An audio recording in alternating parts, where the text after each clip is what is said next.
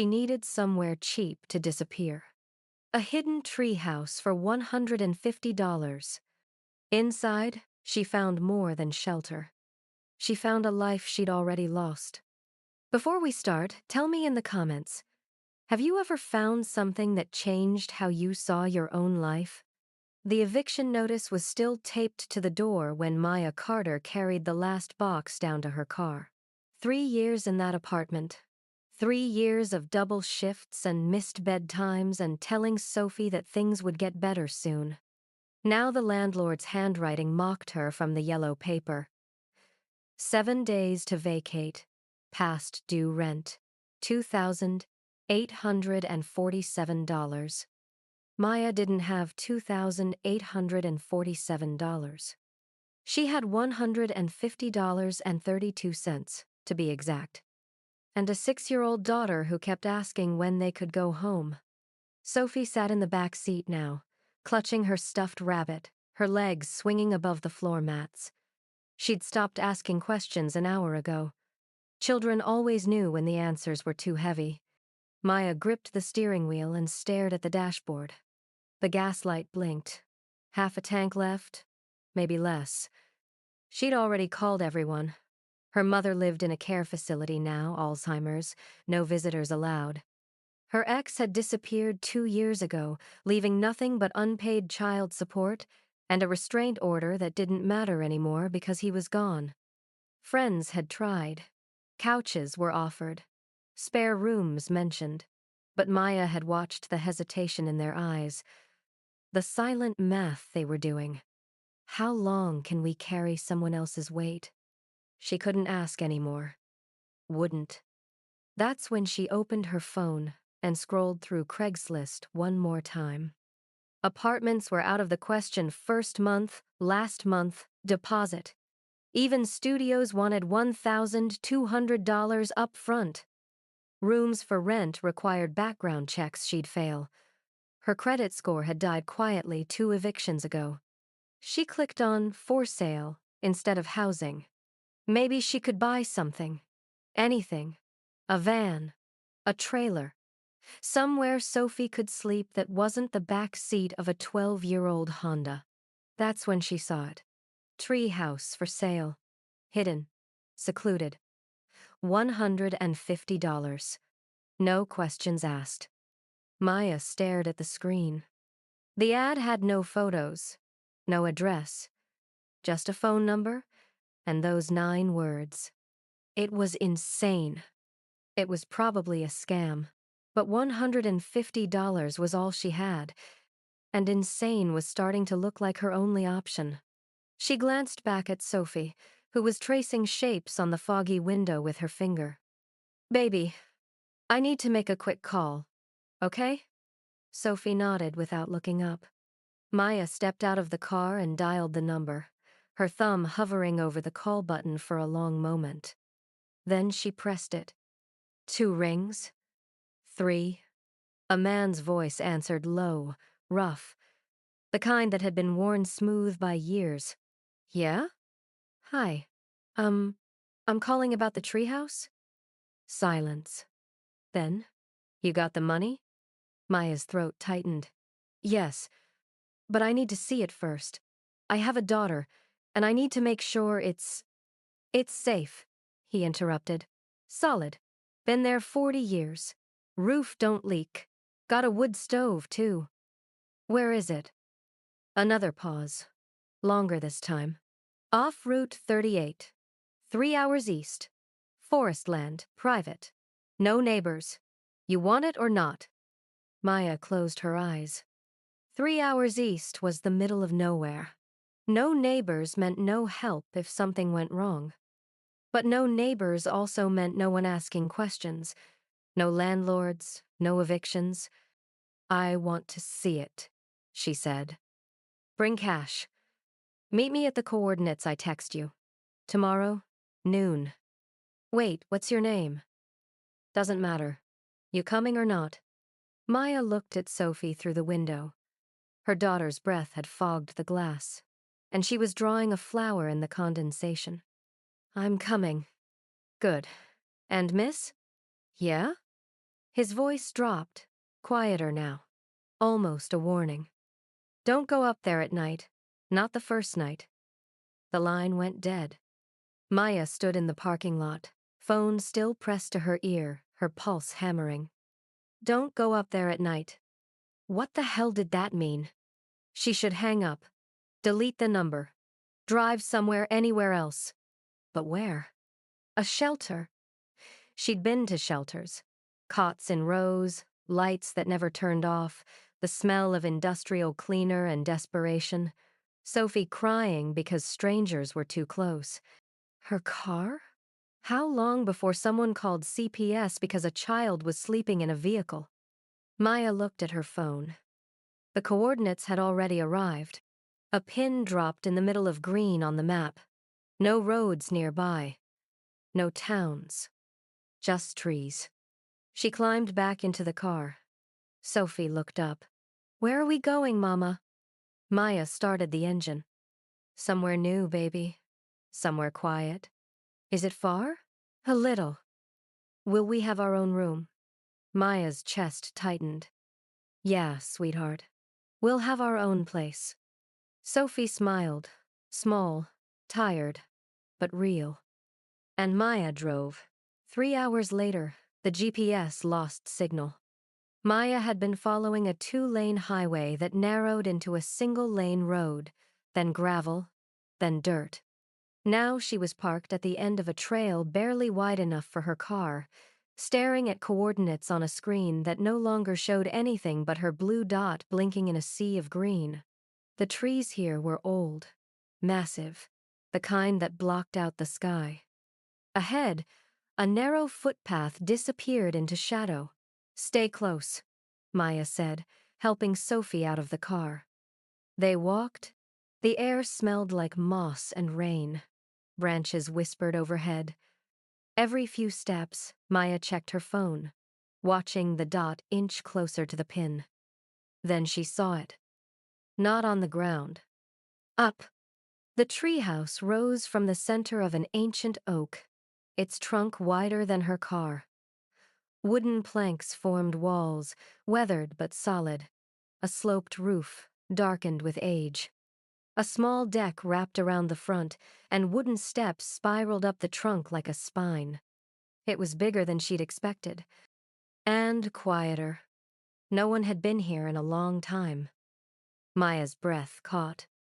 A man stood at the base of the tree. Old, maybe 70, with silver hair and a face carved by weather. He wore a flannel shirt and boots caked in mud. He didn't smile. You Maya? She nodded. You got the money? She pulled the cash from her pocket, 7 20s and a 10, folded and damp from her palm.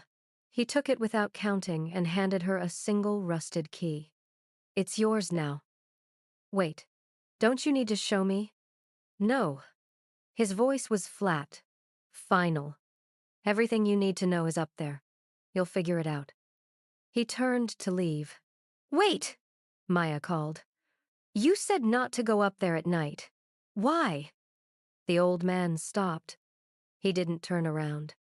Because the first night, you need to understand what you bought. Then he walked into the trees and disappeared. Maya stood there, key in hand, staring up at the treehouse. Sophie tugged her sleeve. Mama, can we go see? Maya swallowed hard. Yeah, baby, let's go see. They climbed. The wooden steps creaked under their weight but held firm. At the top, Maya slid the key into the lock. The door opened. And inside, on the floor just past the threshold, lay a small wooden chest. Unopened. Waiting, Maya stepped inside. The air was cool, still, untouched by time. The treehouse was larger than it looked from below one main room, with wooden walls darkened by age, a sloped ceiling that followed the curve of the oak's branches, and small windows on 3 sides that let in filtered green light. It smelled like cedar and dust and something faintly sweet. Old wood, dried leaves, memory. Sophie moved to the center of the room, her shoes making soft sounds on the plank floor.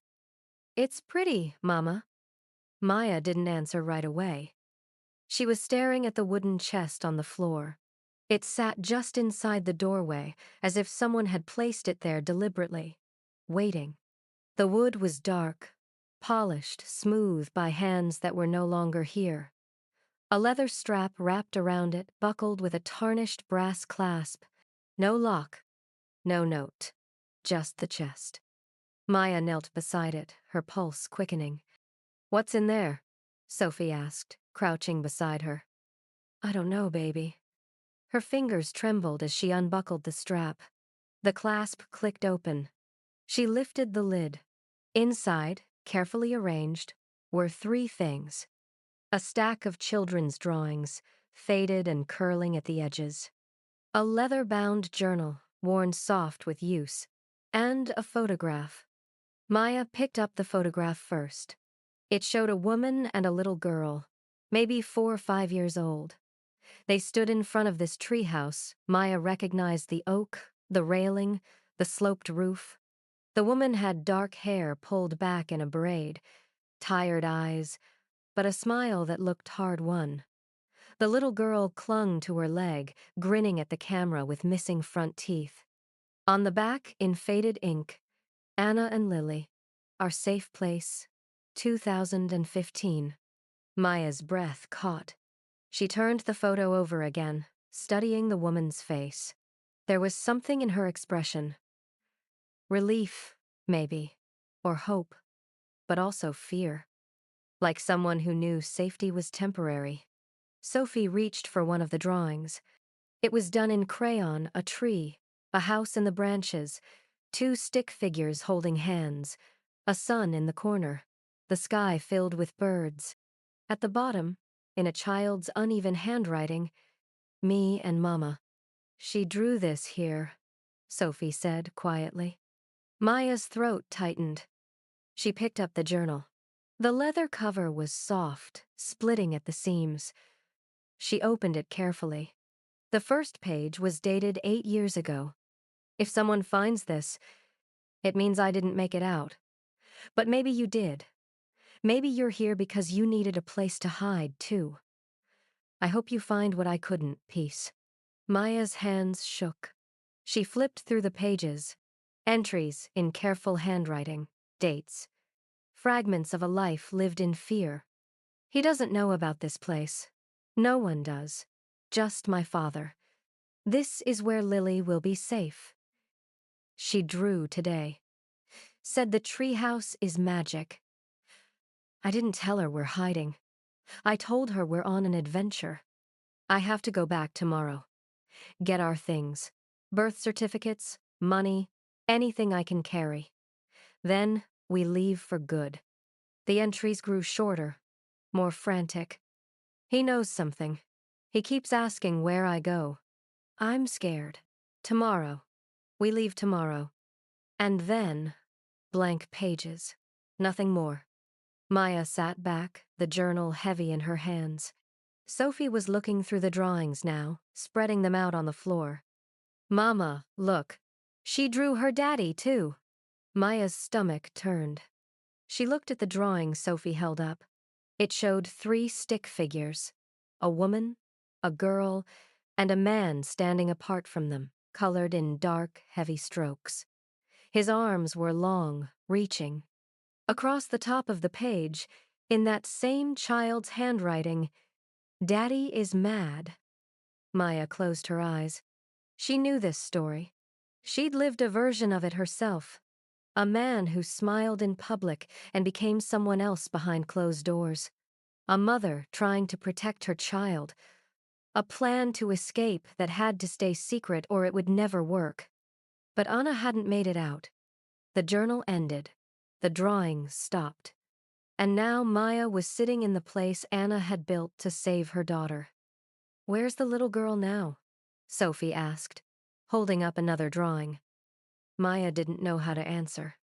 She stood and walked to the window, looking out at the forest.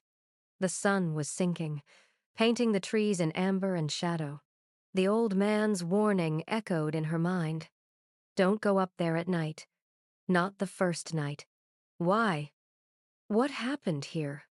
Maya turned back to the room. It was clean. Too clean. No dust on the windowsills. No cobwebs in the corners. Someone had been here recently. Maintaining it. Keeping it ready. For what?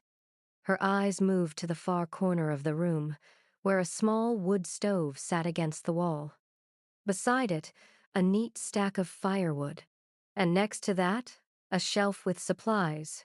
Candles, matches, canned food, blankets folded in a careful pile. Whoever had left this place hadn't abandoned it. They'd preserved it. Maya walked over and ran her hand along the shelf. That's when she saw it, tucked between two blankets, a second photograph.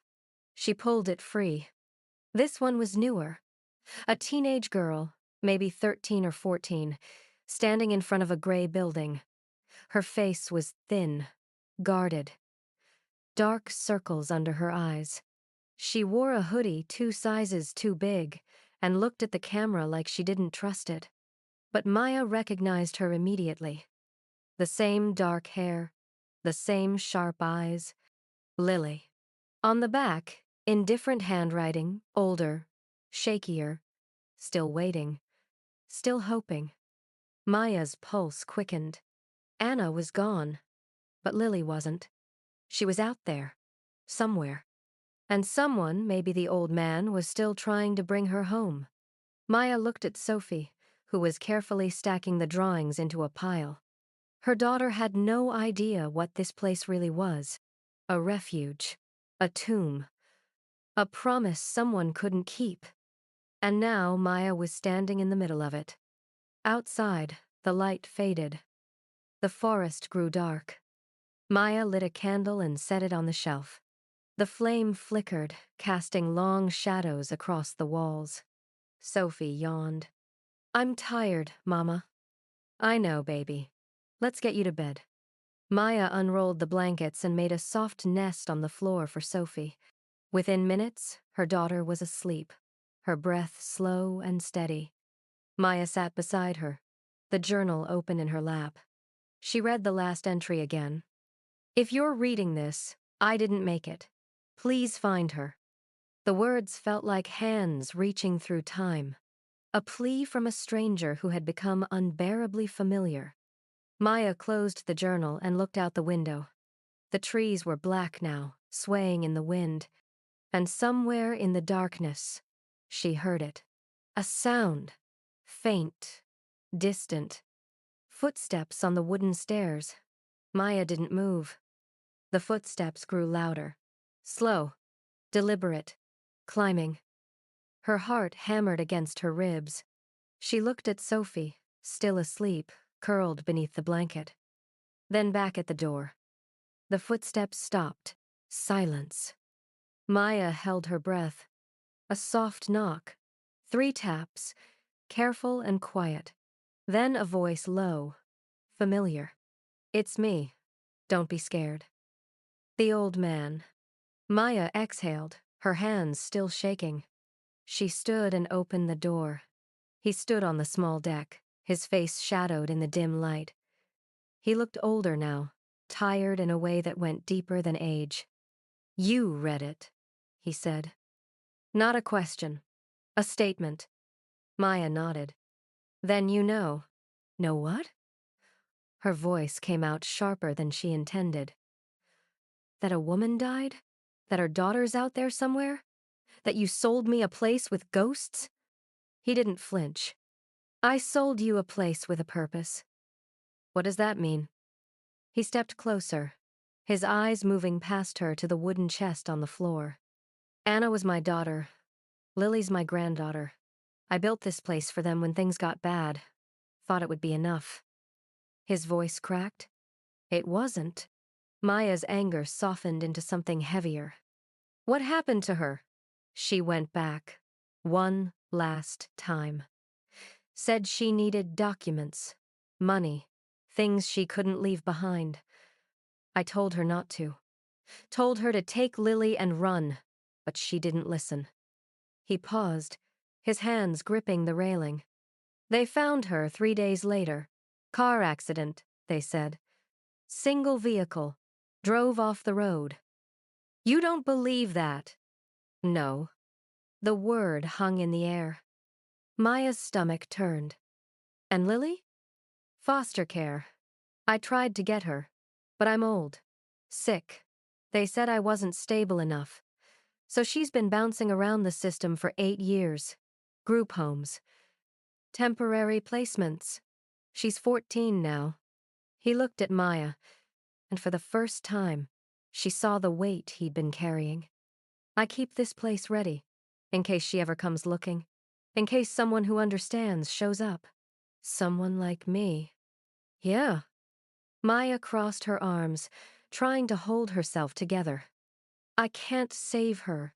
I can barely save myself. I'm not asking you to save her. Then what are you asking? He reached into his coat and pulled out a folded piece of paper. Just read the rest of the journal. All of it. Then decide. He handed her the paper and turned to leave. Wait, where are you going? Home. This place isn't mine anymore. It's yours. And maybe hers if you let it be. He descended the stairs, his footsteps fading into the dark. Maya stood on the deck, the paper cold in her hand. She went back inside and locked the door. Sophie stirred but didn't wake. Maya sat by the candle and unfolded the paper. It was a photocopy of a news article. Local woman dies in single car accident. Daughter placed in state care. The photograph showed Anna the same woman from the picture, but older, thinner. The article was brief, clinical. No mention of the husband, no investigation. Just another tragic accident. Maya set the article aside and picked up the journal again. She'd only read the first few entries. Now she read them all. Maya didn't sleep that night. She sat by the window, watching the forest shadows shift in the moonlight, Anna's journal heavy in her lap. By dawn, she'd made a decision. She had to find Lily. Not because she was a hero. Not because she had a plan. But because she knew what it felt like to be the daughter left behind. The nearest town was 20 miles away, a collection of tired buildings along a 2-lane highway, a gas station, a diner, a post office that doubled as a general store. Maya left Sophie with a coloring book in the car and walked into the diner. The woman behind the counter looked up from wiping down tables. 60, maybe older, with gray hair pulled into a bun and eyes that had seen too much to be surprised by anything. Help you? I'm looking for information about someone. A woman named Anna. She lived around here about 8 years ago. The woman's expression shifted. Anna Brennan? Yes. She set down the rag and crossed her arms. You family? No. But Maya hesitated. I'm staying in her treehouse. Her father sold it to me. I found some things, and I'm trying to understand what happened. The woman studied her for a long moment. Then she sighed. Sit down. Maya slid into a booth. The woman poured 2 cups of coffee and sat across from her. Anna was a sweet girl. Married young. Too young. Guy named Derek Brennan. Charming at first. Then, she shook her head. We all knew. But knowing doesn't help when someone won't leave. She tried to leave, Maya said quietly. I heard. Her father built that treehouse for her. Thought it'd be safe, but she went back one more time. The woman's voice dropped. They found her car at the bottom of a ravine. Single vehicle accident, they said. But the brakes were cut. Everyone knew it. Nobody could prove it. Maya's stomach turned. What about her husband? Investigated. Nothing stuck. He had an alibi. A co-worker who said he was at work all day. Case went cold. He moved away a year later. Nobody's seen him since. And Lily? The woman's face softened. Poor kid. Foster care. Bounced around. I tried to keep track, but after a while. She trailed off. Her grandfather's the only one who stayed close, but he's sick now. Can't do much. Maya wrapped her hands around the coffee cup. Do you know where she is? Last I heard, Portland. Group home on Burnside. But that was a few months ago. They move her a lot. Anger issues, they say. Can you blame her? No, the woman said. I can't.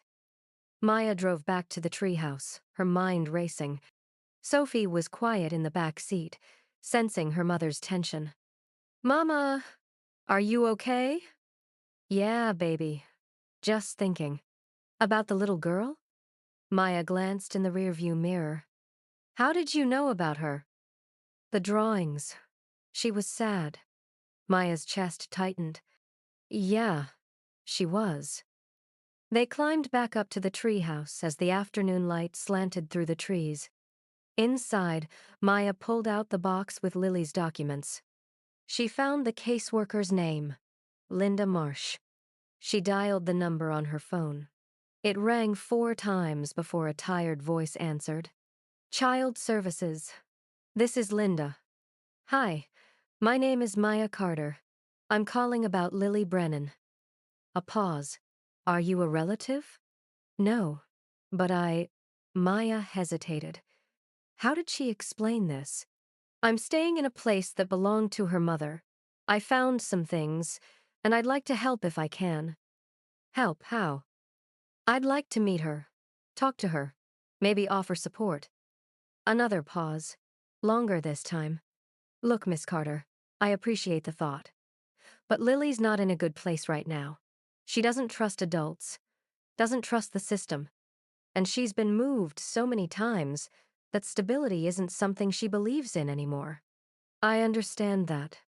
Do you? The question hit harder than Maya expected. Yes, she said quietly. I do. Linda sighed. She's at Riverside Group Home, Burnside Street. But I can't promise she'll talk to you. And I definitely can't promise she'll care. That's okay. I just need to try. Why? Maya looked at Sophie, coloring quietly on the floor. Because someone tried for me once, and it saved my life. Linda was silent for a moment. Riverside. Visiting hours are weekdays 2 to 4. Ask for me when you get there. Thank you. Maya ended the call and sat back. Sophie looked up. Are we going to find her? Yeah, baby. We're going to try. The drive to Portland took 2 hours. Maya had $7 left after buying gas. Riverside Group Home was a low, gray building surrounded by chain-link fencing. It looked more like a school than a home, sterile and institutional. Maya parked and took a breath. Stay here, okay? I'll be fast. Sophie nodded. Inside, the lobby smelled like disinfectant and old carpet. A woman at the front desk looked up. Help you? I'm here to see Linda Marsh. She's expecting me. The woman made a call, then pointed down the hall. Second door on the left. Linda Marsh's office was small, cluttered with files and coffee cups. She looked exactly like her voice sounded exhausted but still trying. Miss Carter? Yes. Thank you for seeing me. Linda gestured to a chair. I'll be honest. I'm not sure this is a good idea. Lily's been through a lot. She doesn't open up easily. I'm not asking her to open up. I just want to meet her. Let her know someone's thinking about her. Linda studied her. You said someone tried for you once. What did you mean? Maya hesitated. Then she told her.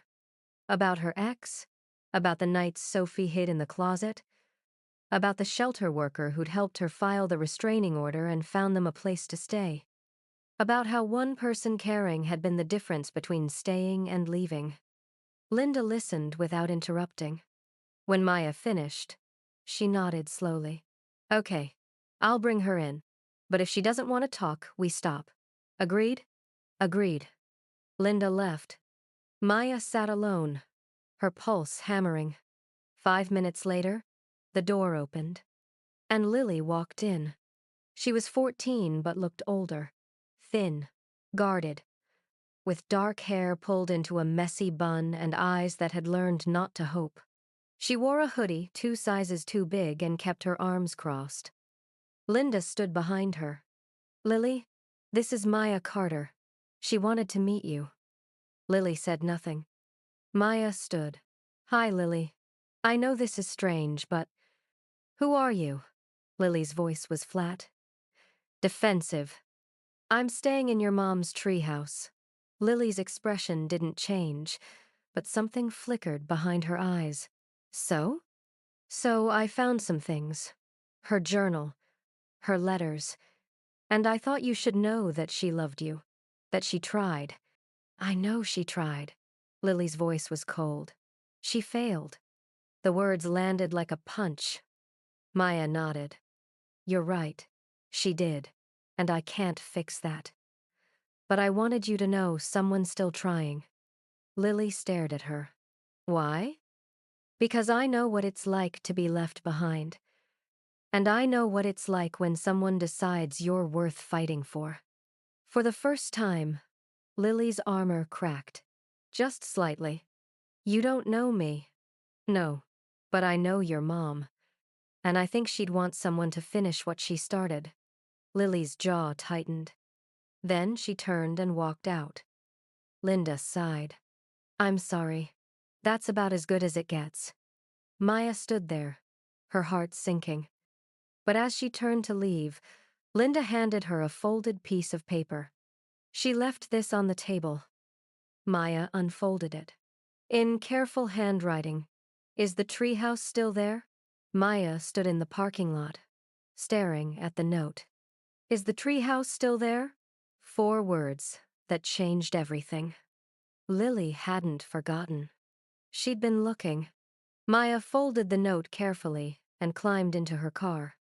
Sophie looked up from her coloring book. "Did you find her?" "Yeah, baby. I found her." "Is she coming with us?" Maya's chest tightened. "I don't know yet." She drove back to the treehouse in silence, her mind spinning. Lily was angry, guarded, broken in the way only abandoned children could be. But she'd asked about the treehouse, which meant some part of her still believed in it, still hoped. That night, Maya sat on the deck, Anna's journal open in her lap. The forest was quiet except for the wind moving through the branches. Sophie was asleep inside, wrapped in blankets. Maya read the entries again, slower this time. One passage stopped her cold. "I'm not afraid of dying. I'm afraid of Lily growing up thinking I didn't love her enough to stay. I'm afraid she'll forget me. I'm afraid she'll believe the lies he tells.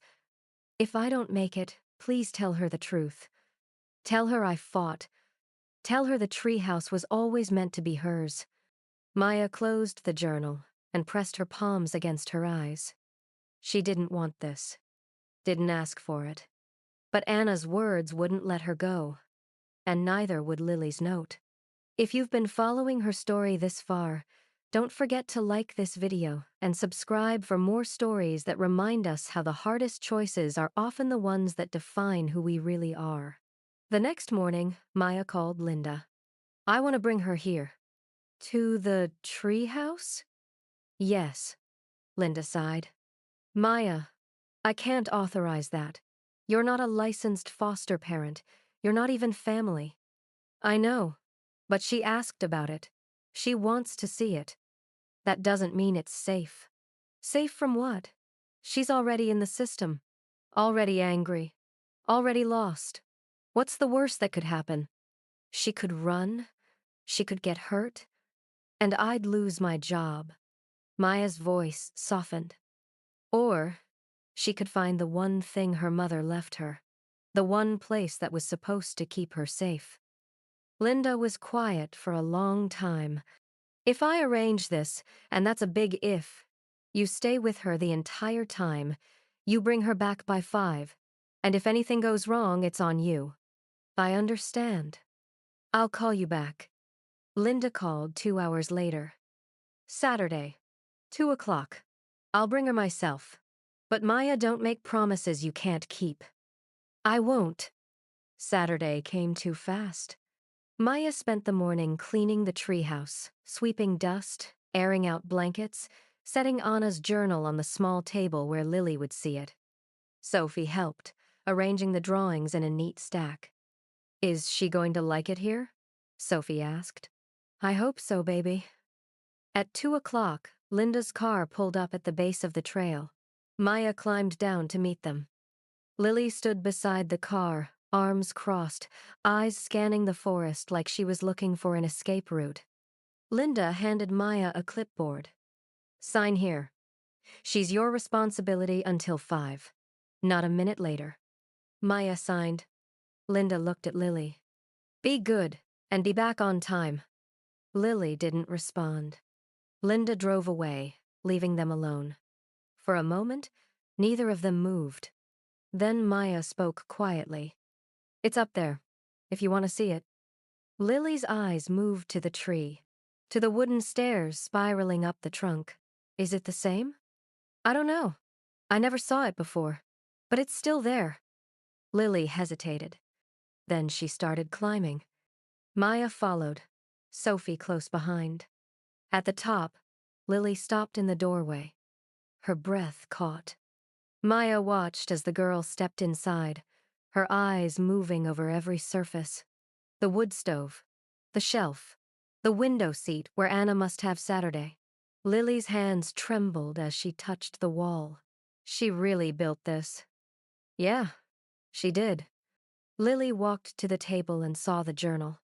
She picked it up slowly, like it might break. "Can I read it?" "It's yours." Lily sat on the floor and opened it.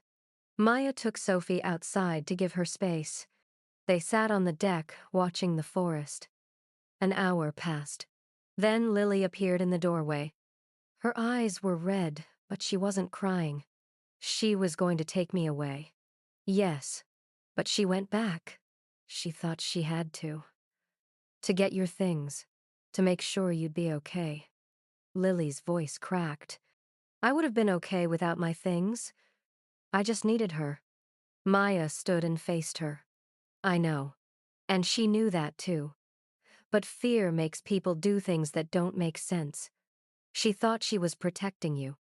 She wasn't. No, she wasn't." They stood in silence. Then Lily's face changed. Her body went rigid. "What's wrong?" Maya asked. Lily was staring past her, down at the trail below. Maya turned. A man stood at the base of the tree. Tall, dark jacket, hands in his pockets. Watching. Lily's voice was barely a whisper. "That's him." Maya's blood went cold. "Your father?" "Yeah." The man didn't move, just stood there, looking up. Then he smiled. Maya didn't move. She stood frozen on the deck, staring at the spot where Derek had been.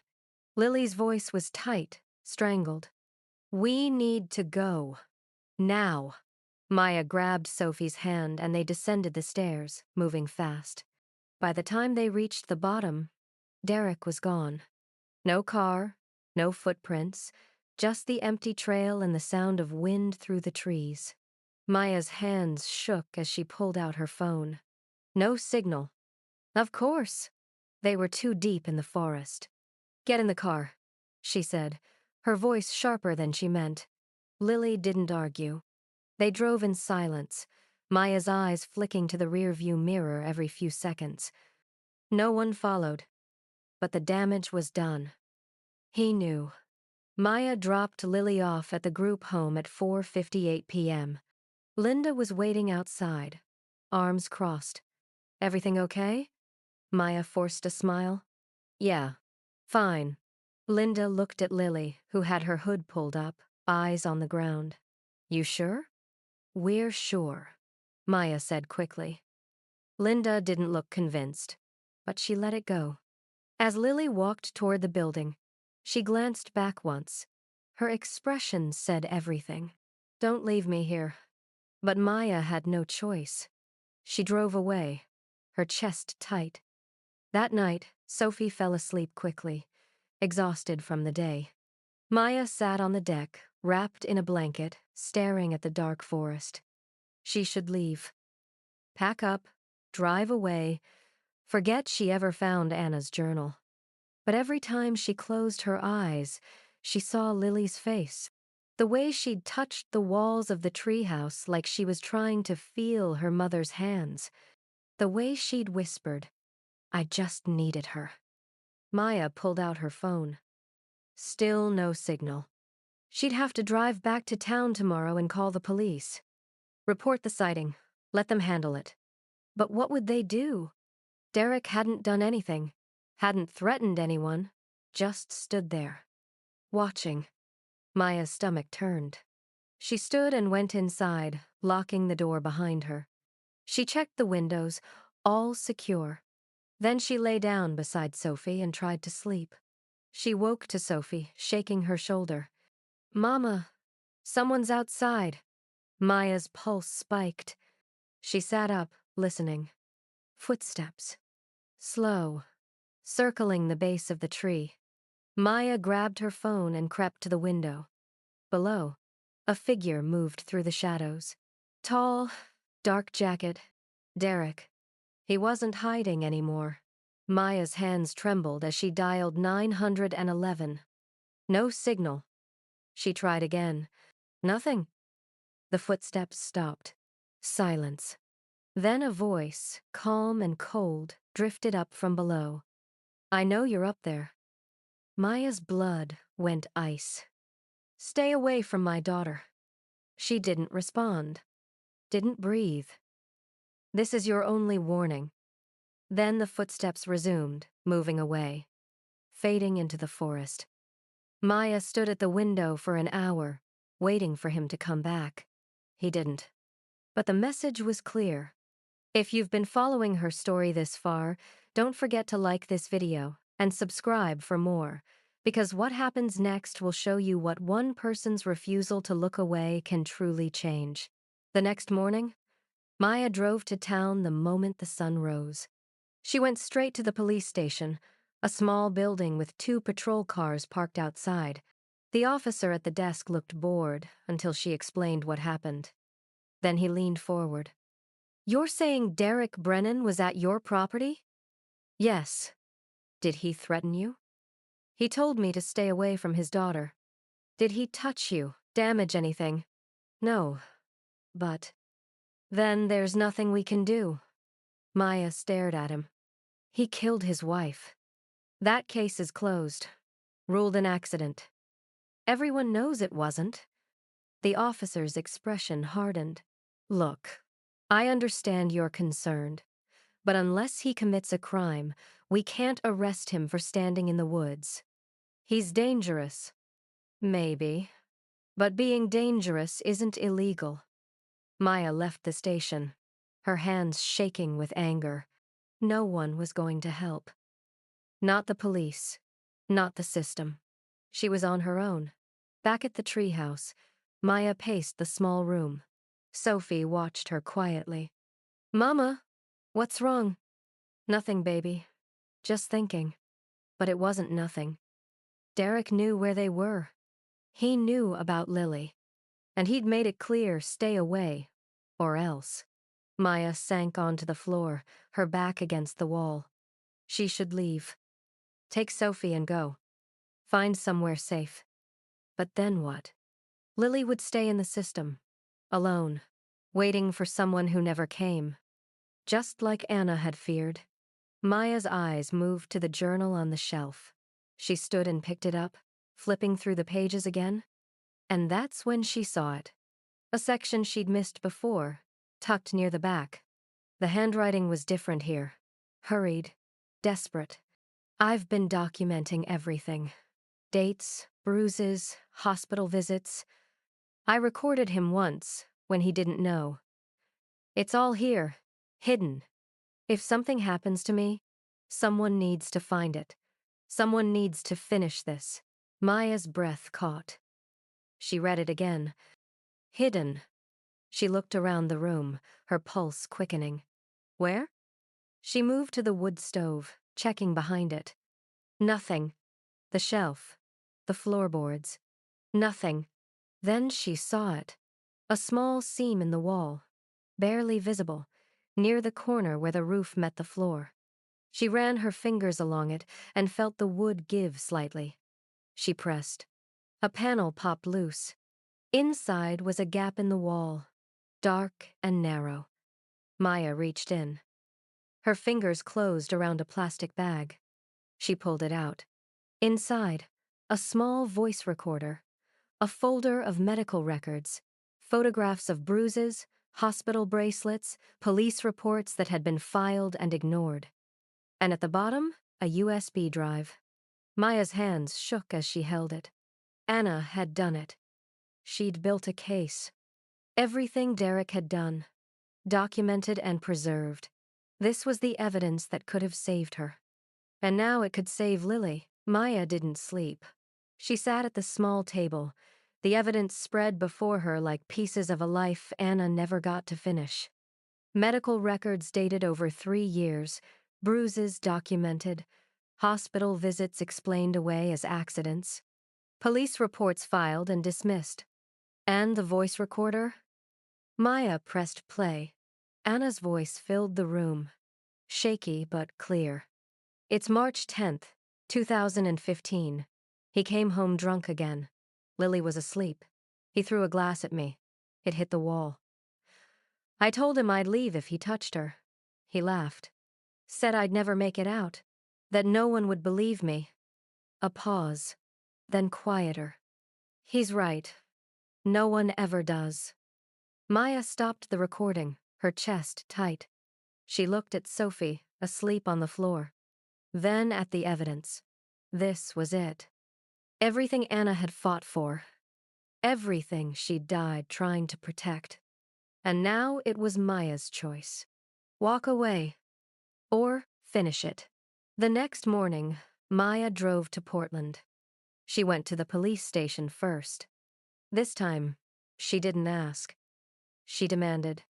She placed the folder, the voice recorder, and the USB drive on the desk in front of the officer. Derek Brennan killed his wife, and this is proof. The officer, a different one this time, older, looked at the materials. Then at her. Where did you get this? Does it matter? He picked up the voice recorder and listened. His expression changed. Wait here. He disappeared into a back room. 20 minutes later, a detective came out. She was in her 40s, sharp-eyed, with the look of someone who'd seen too much and stopped being surprised by any of it. I'm Detective Carver. You're Maya Carter? Yes. And this evidence, where has it been for 8 years? Hidden. In the tree house Anna built. I found it 2 days ago. Carver studied her. Why bring it now? Because her daughter's in danger, and because no one else will. Carver nodded slowly. We'll need to verify everything. But if this is authentic, we can reopen the case. Possibly charge him with obstruction, tampering, maybe more. How long will that take? Days. Maybe weeks. He's watching her, following me, threatening us. Carver's expression hardened. Then we move faster. By that afternoon, Derek Brennan was in custody. Arrested on charges of evidence, tampering, and intimidation, with the old case reopened for investigation. Maya sat in Linda's office, exhausted, as the caseworker explained what would happen next. Lily's being moved to a safer placement, temporarily, until we know Derek's not getting out. Can I see her? Linda hesitated. She's asked for you. Maya's breath caught. She has? Yeah. I don't know what you said to her, but something got through. Maya found Lily in a small visitation room at the group home. She sat at a table, arms crossed, staring at the wall.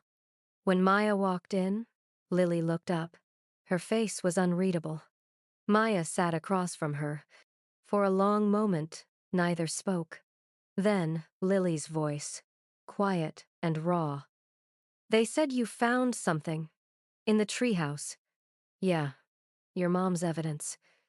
Everything she'd been gathering to keep you safe. Lily's jaw tightened. She didn't keep me safe. No, but she tried. And she left something behind so someone else could finish what she started. Lily's eyes filled with tears, but she didn't let them fall. Why did you care? The question hung in the air. Maya's throat tightened. Because I saw myself in her. What do you mean? Maya took a breath. I had someone like your dad. Sophie's father. He wasn't as bad, maybe, but bad enough. And for a long time, I didn't leave. I told myself it wasn't that bad. That I could handle it. That leaving would make things worse. Her voice cracked. Your mom made the same choice. She stayed too long. And when she finally decided to leave, it was too late. Lily's hands clenched into fists. So you helped me because you felt guilty? No. I helped you because I know what it's like to be the daughter left behind. And I know what it's like when someone decides you're worth fighting for. Lily stared at her, tears finally spilling over. I don't remember her. Not really. Just pieces. Her voice, the way she smelled like vanilla, the treehouse. That's enough. Is it? Maya reached across the table, her hand open. It has to be. Lily hesitated. Then she took Maya's hand. They sat like that, silent, holding on to something neither could name. Finally, Lily spoke, her voice barely a whisper. Can I go back? To the treehouse? Maya nodded. Yeah, anytime you want. I need to see it again. The place she loved. The place I was supposed to be safe. Maya squeezed her hand. Then we'll go. Together. 3 weeks later, Maya drove back to the treehouse with Sophie and Lily. It was early morning, the kind of light that made everything look new. Lily sat in the passenger seat, quiet but not closed off. Sophie was in the back, drawing in her notebook. They climbed the wooden stairs together, slower this time. At the top, Lily stopped in the doorway. She looked at Maya. Can I go in alone first? Maya nodded. Take your time. Lily stepped inside and closed the door softly behind her. Maya and Sophie sat on the deck, watching the forest wake up. Is she okay? Sophie asked. I think so, baby. She just needs a minute. 10 minutes later, the door opened. Lily's eyes were red, but she was smiling. A small, real smile. She was here, Lily said quietly. I can feel her. Maya stood. Yeah, she was. They spent the morning together, the three of them. Lily read Anna's journal out loud, her voice steady. Sophie listened, tracing her finger along the drawings Anna had saved. They found a small patch of earth near the base of the tree where Anna had planned a garden. Together, they planted forget-me-nots. Lily pressed the seeds into the soil carefully, like she was planting something more than flowers. She wanted this to be a place where I felt safe, Lily said. And now it is, Maya replied. Lily looked at her. Because of you.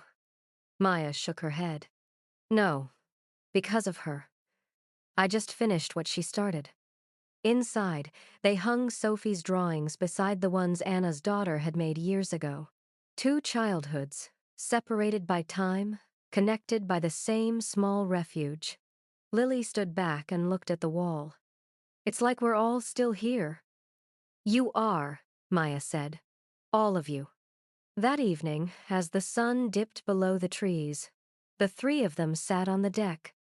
The forest was quiet except for the wind and the distant sound of the river. Maya pulled out Anna's journal. She turned to the last page blank, waiting. Lily watched as Maya picked up a pen.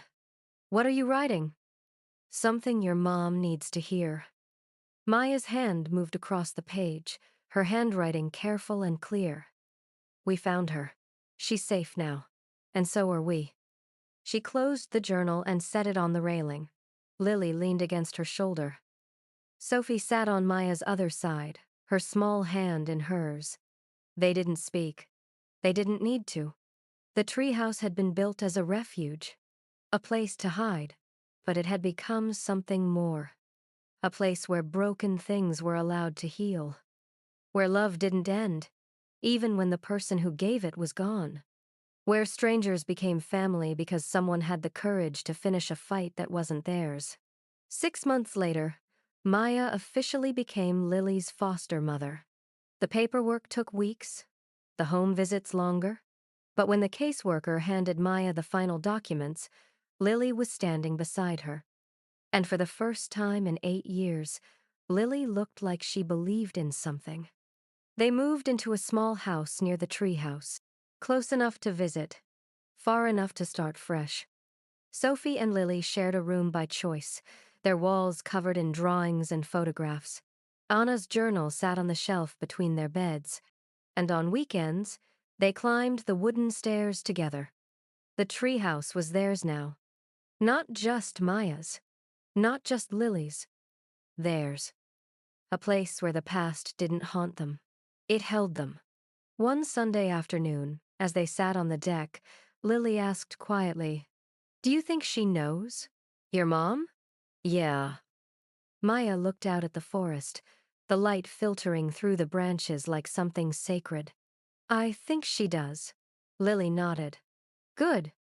She pulled something from her pocket, a small, folded piece of paper. She opened it and handed it to Maya. It was a drawing. 3 figures standing in front of a treehouse. 2 women, 2 girls. At the bottom, in Lily's handwriting, "My family." Maya's throat tightened. "Can I keep this?" Lily smiled. "It's yours." They sat in silence as the sun set, painting the sky in shades of amber and gold. And for the first time in a long time, Maya felt something she hadn't felt in years. Peace. Not because everything was fixed, but because she'd chosen to stay, to fight, to finish what someone else had started. And in doing so, she'd saved more than Lily. She'd saved herself. She bought a treehouse for shelter. But what she found inside wasn't just a stranger's story, it was a mirror. Sometimes the only way to heal from what broke us is to keep it from breaking someone else. That's not charity. That's survival.